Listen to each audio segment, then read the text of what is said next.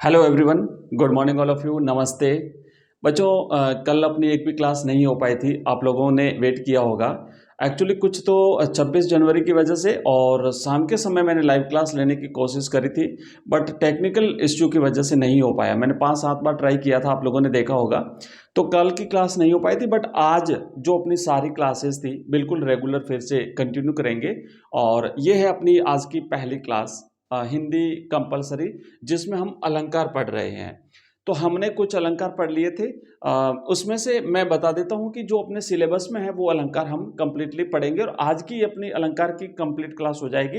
अलंकार एक भी पीछे नहीं रहेगा।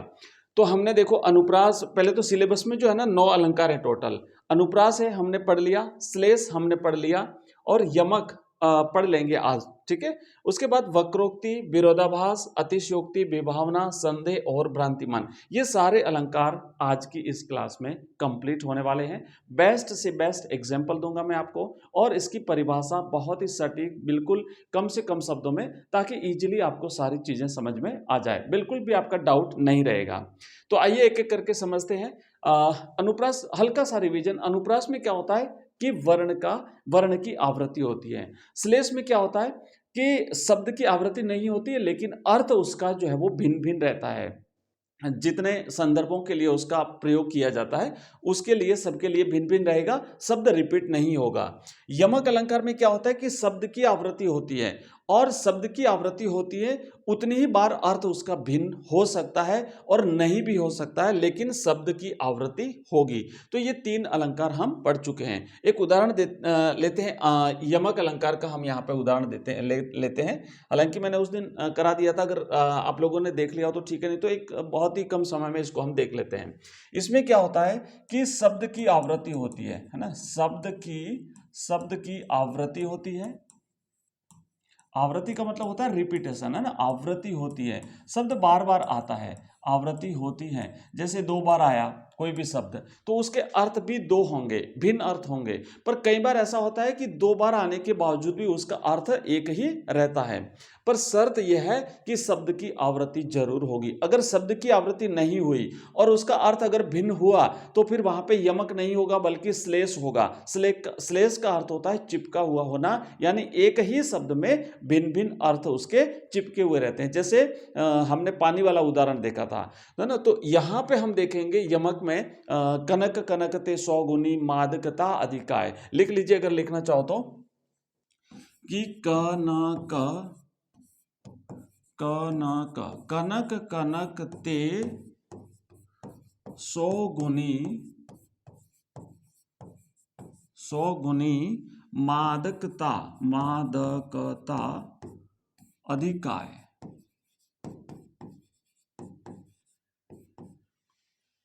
या खाए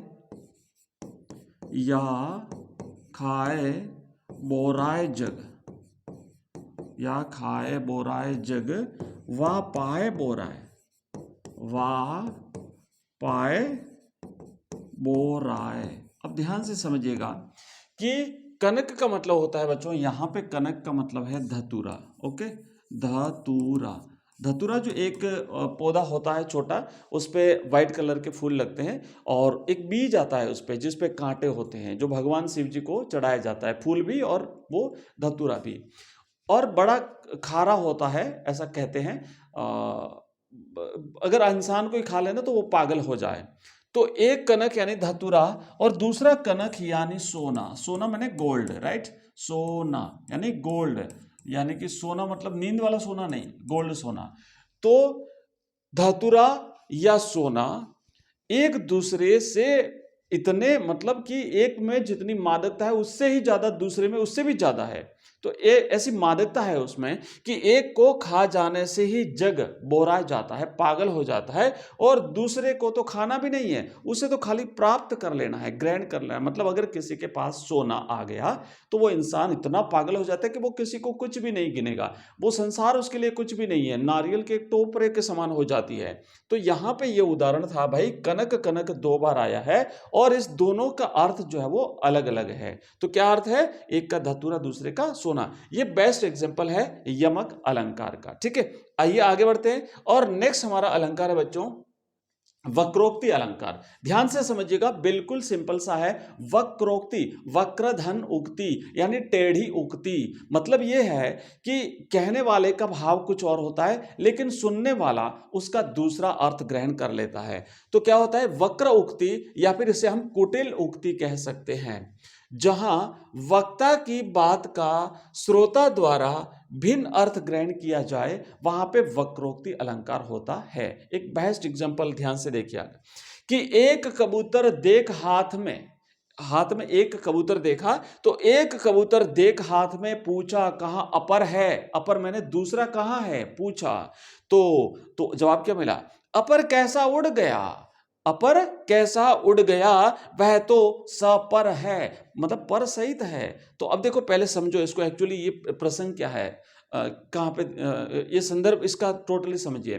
तो हुआ ये था कि बादशाह ने अपने बेगम को 2 कबूतर दिए, मतलब कबूतरों का एक जोड़ा दिया, 2 कबूतर दिए और अंदर चले गए। थोड़ी देर के बाद में जब लौट करके बाहर आते हैं तो बेगम के हाथ में एक कबूतर था और दूसरा नहीं था। तो पूछा बेगम से, अरे दूसरा कबूतर कहाँ है? तो क्या पूछा, ऐसे नहीं पूछा, ऐसे पूछा कि एक कबूतर देख हाथ में। जब बेगम के हाथ में एक कबूतर देखा तो पूछा कहाँ अपर है, अपर मतलब कि दूसरा कहाँ है। तो अब समझिए, अपर, अपर का मतलब क्या होता है, पर मतलब कि पर रहित, है ना, पर रहित, पर मैंने पंख, तो पंख रहित, पंख रहित। अब इन्होंने तो कहा अपर, अपर मैंने दूसरा कहां है, तो देखो बेगम ने क्या कहा कि अपर कैसा, अपर मतलब पंख रहित की बात, उन्होंने तो कहा कि दूसरा कहां है, पर बेगम ने इसका अर्थ क्या समझा, अपर मैंने पर रहित, पंख रहित। बेगम ने कहा पंख रहित कैसा, वो तो पंख वाला था इसलिए तो उड़ गया ना, पंख रहित कैसा उड़ गया, वह तो सपर मतलब पंख सहित, सपर मैंने पंख सहित। तो कहने वाले का भाव कुछ और था, समझने वाले ने उसका अर्थ कुछ दूसरा ग्रहण कर लिया, इसलिए यहां पर है वक्रोक्ति अलंकार। आइए आगे बढ़ते हैं नेक्स्ट।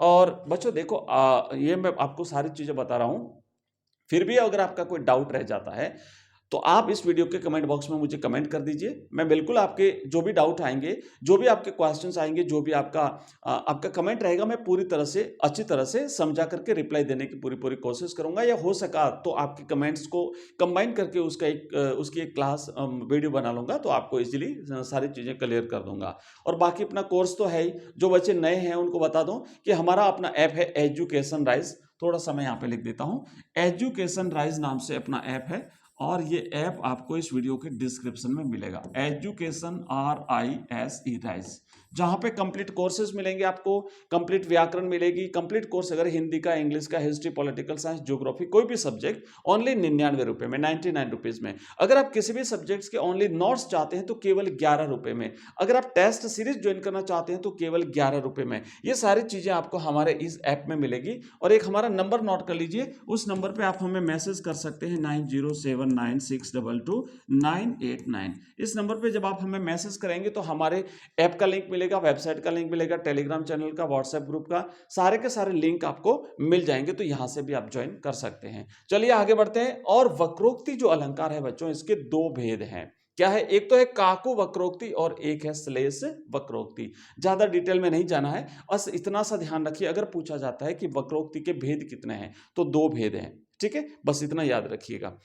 श्लेष के भी 2 भेद हैं, ठीक है, और ये ऐसे इस तरीके से हल्का हल्का आप लोगों को थोड़ा सा याद रखना है। नेक्स्ट है विरोधाभास अलंकार, इसको थोड़ा सा समझिए। विरोधाभास अलंकार में होता क्या है कि एक्चुअली मतलब जहां 2 वस्तु हैं और 2 वस्तुओं में वास्तविक भेद न होते हुए भी उनमें भेद दिखाया जाए, उनमें विरोध दिखाया जाए, एक्चुअली होता नहीं है। तो देखो कि परस्पर 2 वस्तुओं में परस्पर वास्तविक विरोध न होते हुए भी उनमें विरोध दिखाया जाए, वहां पर जो है वो हमें विरोधाभास अलंकार का, वहां पे विरोधाभास अलंकार होता है। तो देखो कैसे, उदाहरण समझो कि या अनुरागी चित्त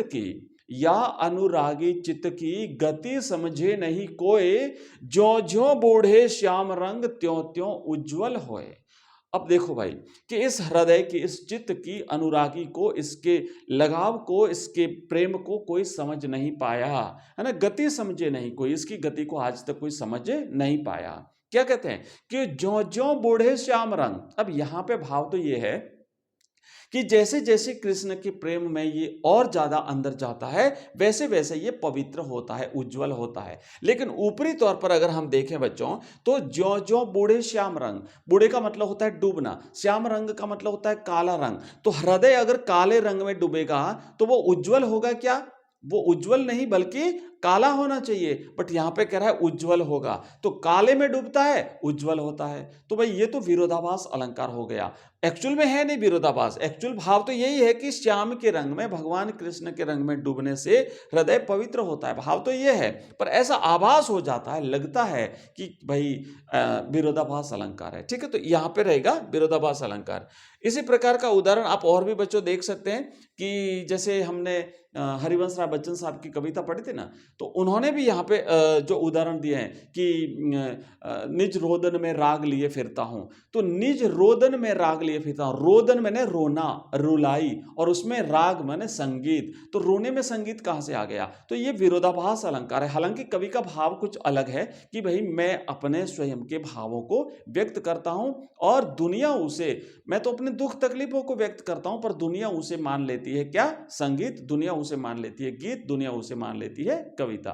तो एक तो ये हो गया कि निज रोदन में राग लिए फिरता हूं, और उन्मादों में अवसाद लिए फिरता हूं। एक और पंक्ति है ना, एक और पंक्ति भी आप लिख सकते हैं, छोटी छोटी पंक्तियां आप लिख सकते हैं। उन्मादों में अवसाद लिए फिरता हूं। उन्माद मैंने जोश, उमंग, और अवसाद का मतलब होता है दुख। तो ऐसे तो हो नहीं सकता, बट ऐसा आभास हुआ है। तो यह है विरोधाभास अलंकार। आशा करता हूं अच्छी तरह से समझ में आ रहा होगा आप लोगों को। अगर नहीं आ रहा है तो आप मुझे कमेंट बॉक्स में कमेंट करते जाइए, कॉपी पेन लेकर के बैठिए, जहां जहां चीजों को आपको नोट करना है वहां पे नोट करते रहिए। और लगातार बच्चों ये अपनी क्लासें ऐसे ही चलती रहेगी बिल्कुल बोर्ड एग्जाम्स तक। आपका ये जो आज व्याकरण वाला भाग आज पूरा हो जाएगा, और इसके जो प्रश्न उत्तर हैं, जो हमने 3 टॉपिक आज कंप्लीट हो जाएंगे व्याकरण के, तीनों टॉपिक के क्वेश्चंस हैं, तो हम 1 या 2 क्लास में सारे के सारे क्वेश्चंस कर लेंगे, और आप विश्वास मानिए एग्जाम में इसमें से मिल जाएगा। अगर आप सारी क्लासेस कंटिन्यूस देख लेते हैं तो निश्चित रूप से आपको एग्जाम में पूरा पूरा पेपर आपका मिलेगा। अगला क्वेश्चन अलंकार जो है वो है बच्चों अतिशयोक्ति अलंकार। अब देखो अतिशयोक्ति शब्द जो है ना, शब्द से ही हम समझ जाते हैं। कई बार चीजें बच्चों को समझ में नहीं आ पाती, रट लेते हैं फिर वो, और रट रट के कितना आप मतलब कहां तक इस चीजों को रटोगे। एक चीज रटोगे दूसरी भूल जाओगे, दूसरी रटोगे पिछली जो आपने रटी थी वो भूल जाओगे। इसलिए चीजों को समझने की कोशिश करो और कुछ दिमाग में को रिलेट करो किसी दूसरी चीज के साथ। चलिए टॉपिक पे आते हैं। लिखा है अतिशयोक्ति। तो अतिशयोक्ति का मतलब क्या होता है? किसी बात को बढ़ा चढ़ा करके कहना। मतलब एक्चुअल में वो चीज हो नहीं सकती, पर इतना उसे बढ़ाया जाता है कि एक प्रकार से यूं कह सकते हैं मर्यादा का उल्लंघन हो जाए, है ना, सामाजिक मर्यादा का उल्लंघन हो जाए, तो वहां पे अतिशयोक्ति अलंकार होता है। जब कोई इस प्रकार की बात करता है, जैसे कोई गप हाँकता है, डिंग मारता है, तो कहते हैं ना हम रहने दे, इतनी ज्यादा अतिशयोक्ति मत कर भाई। तो यहां पे अतिशयोक्ति का मतलब यही हुआ। लिख लो आप अगर लिखना चाहो तो, कि किसी बात को बढ़ा चढ़ा करके कहना, किसी बात को बढ़ा चढ़ाकर कहना, जिससे लोक मर्यादा का, जिससे लोक मर्यादा का उल्लंघन हो जाए। तो भाई ऐसी बात कहना, इतनी बड़ा चढ़ा करके कहना कि उस पर विश्वास करना भी मुश्किल हो जाए, तो वहां पे होता है अतिशयोक्ति अलंकार। देखो एक उदाहरण देखो कि हनुमान की पूंछ में लग न पाई आग। आपको याद होगा ना, हनुमान जी जब लंका गए थे, और लंका गए, वहां हनुमान जी को दरबार में, रावण के दरबार में लाया गया।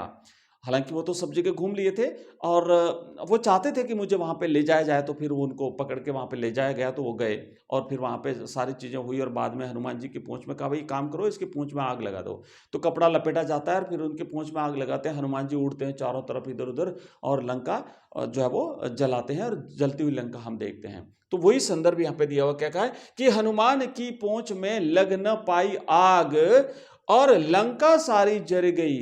लंका तो पूरी जल गई, पर गए निशाचर भाग, और जो निशाचर थे, निशाचर मैंने जो निशाचर का मतलब होता है रात्रि विचरण करने वाले, कौन? राक्षस। राक्षस भी भाग गए, लंका भी जल गई, पर हनुमान जी की पहुंच में कुछ नहीं हुआ, पहुंच नहीं जल पाई। अब रहा होगा, ऐसी घटनाएं रही होगी, बट एक प्रकार से ऐसा लगता है कि ऐसे कैसे हो सकता है भाई, पूंछ को कुछ भी नहीं हुआ और बाकी सारी चीजें जल गई। तो ये एक अतिशयोक्ति है। एक और उदाहरण यहाँ पे देखिए कि जैसे देख सुदामा की दीन दशा, करुणा करी के करुणा निधि रोए, पानी परात को हाथ छुयो नहीं, और नैनन के जलसों पग धोए। आपको याद होगा ना कि जब सुदामा भगवान कृष्ण से मिलने के लिए जाते हैं, और भगवान कृष्ण ने जब सुदामा को देखा, उनकी दीनहीन दशा को देखा, तो भगवान तो करुणा निधि थे, उनकी आंखों से आंसू टपकने लगे। और जब उनके पांव धोने के लिए भगवान कृष्ण जब बैठे और उनको बिठाया उस पे आसन पे, सुदामा को पानी मंगवाया गया, परात लाई पानी धोने के लिए, तो जैसे ही भगवान पानी धोने के लिए बैठे तो उनकी आंखों से इतने आंसू गिरे, इतने आंसू गिरे कि वो जो पानी लाया था ना उसको तो हाथ ही नहीं लगाया, और आंखों के जल से ही सुदामा के पांव धो लिए। तो भाई ये थोड़ा सा ऐसे लगता अतिशयोक्ति है, हुआ होगा ऐसा अपन नहीं कहते, बट अतिशयोक्ति लगती है कि आंखों के पानी से पग धो लिए, आपने परात के पानी को छुआ तक नहीं। तो उदाहरण लिखना चाहो तो लिख सकते हो कि देख सुदामा की दीन दशा, देख सुदामा की दीन दशा, देख सुदामा की दीन दशा, करुणा करी के करुणा निधि रोए, करुणा करुणा करी के करुणा निधि, करुणा निधि, करुणा करी के करुणा निधि रोए, मैं यहीं पे लिख देता हूं, करुणा करके करुणा निधि रोए, पानी परात को हाथ छुइयो नहीं। चलो यहां से लिखता हूं ताकि लाइन वहां पे लिखा जाएगा, पानी परात को हाथ छुयो नहीं, पानी परात को हाथ छुयो नहीं, नैनन के जलसों पग धोए, नैनन के जलसों पग धोए। तो भाई ये दो उदाहरण हमने देखे हैं अतिशयोक्ति अलंकार के। आइए आगे बढ़ते हैं। नेक्स्ट हमारा है बच्चों विभावना अलंकार। इस विभावना अलंकार को तो हमने जो हमारी जो 2000 प्रश्नों की सीरीज है उसमें हमने इस अलंकार को कई बार पढ़ा हुआ है, पर फिर भी मैं अच्छी तरह से, चूंकि अलंकार पढ़ रहे हैं तो एक बार टॉपिक हमारे कवर हो जाए, हम पढ़ लेते हैं इसको। विभावना में क्या होता है कि जहां बिना कारण के ही कार्य संपन्न हो जाए वहां विभावना अलंकार होता है। देखो परिभाषा अगर लिखना चाहो तो, क्योंकि परीक्षा में परिभाषा पूछी जा सकती है, उदाहरण पूछा जा सकता है, प्रत्येक कोशिश करो कि प्रत्येक अलंकार के दो दो उदाहरण और उसकी परिभाषा अच्छी तरह से आपको याद हो जाए। तो परिभाषा क्या लिखेंगे कि जहां बिना कारण के, कि जहां बिना कारण के कार्य संपन्न, बिना कारण के कार्य संपन्न हो जाए, हो जाए, वहां विभावना, वहां विभावना अलंकार, अलंकार होता है, अलंकार होता है। अब एक्चुअली होता क्या है बच्चों, एक कार्य कारण सिद्धांत है, कार्य कारण, कार्य,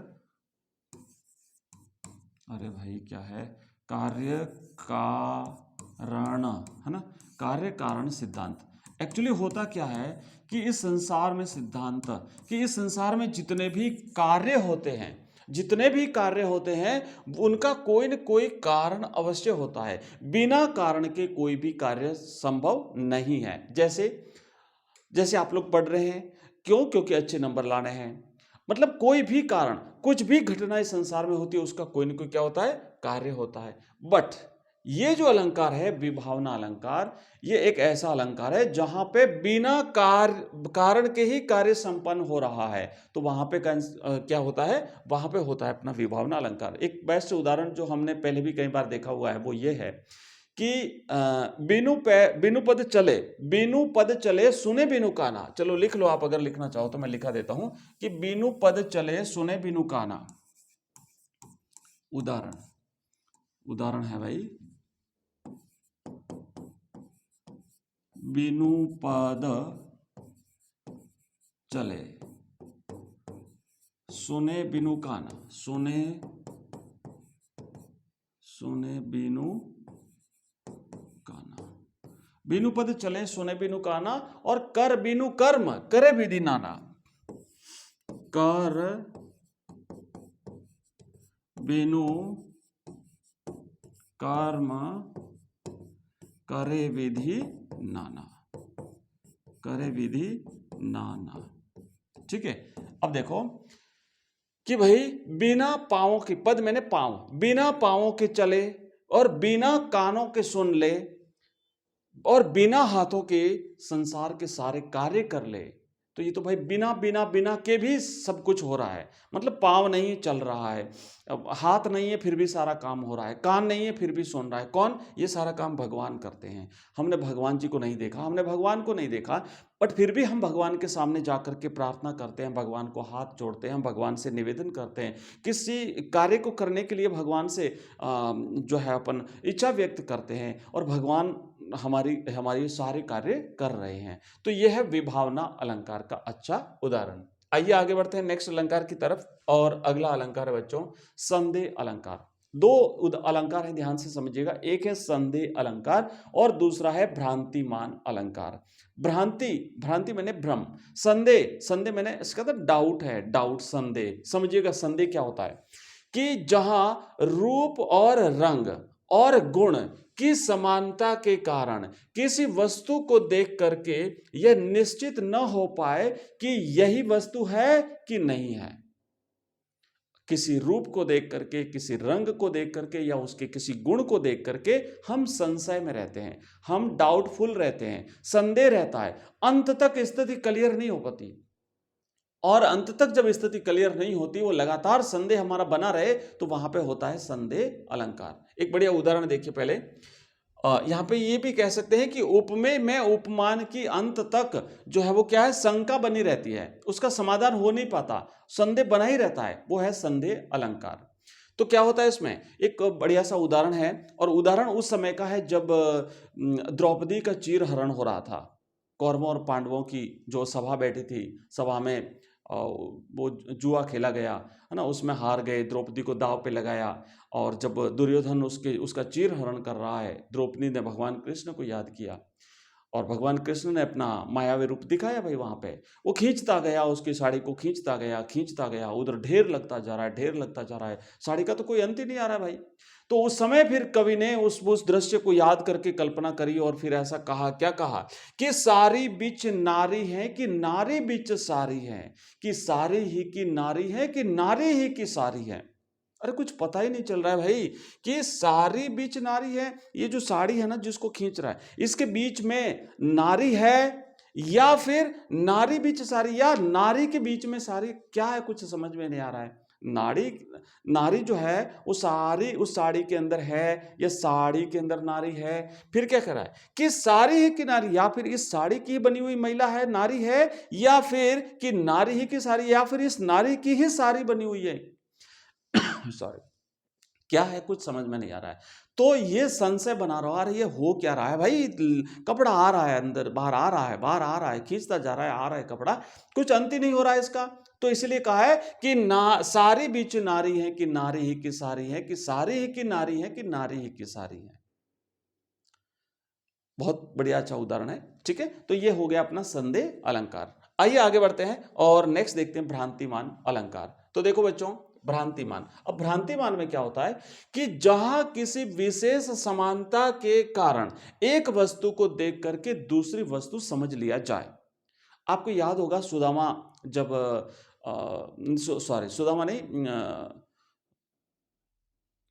तुलसीदास जी, है ना, तुलसीदास जी, राइट, तुलसीदास जी जब भयंकर बारिश हो रही थी और रात्रि का समय था, अपने ससुराल पहुंच गए और देखा दरवाजे वरवाजे बंद थे, तो पीछे से खिड़की से होकर के चढ़े और वहां पे एक सांप लटक रहा था।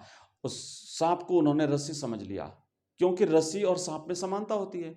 तो उसको रस्सी समझ के उसको पकड़ करके और पहुंच गए अंदर। तो यहां पे क्या हुआ, सांप था बट उसको रस्सी समझ लिया।